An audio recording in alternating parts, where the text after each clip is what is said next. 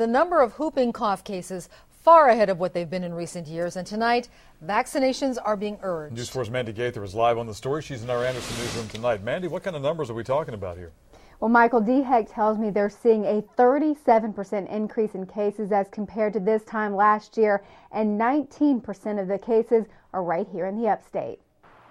At AnMed Health, they've seen whooping cough in adults and children. One reason staff is being encouraged to get vaccinated. Especially those that work in pediatrics, but all healthcare workers. And I've encouraged the doctors to give it to their patients as well. The DTaP vaccine is especially encouraged for those who are around children.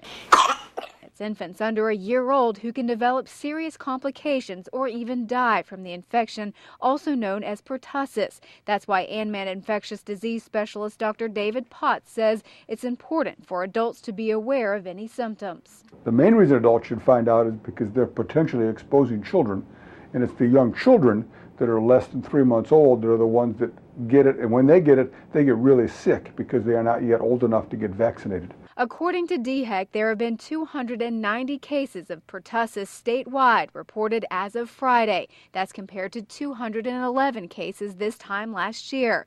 There have been 40 cases in upstate counties from Abbeville to Union, and symptoms are easy to spot. Vomit after coughing is sort of a hallmark of this disease because they just cough for so long and so hard.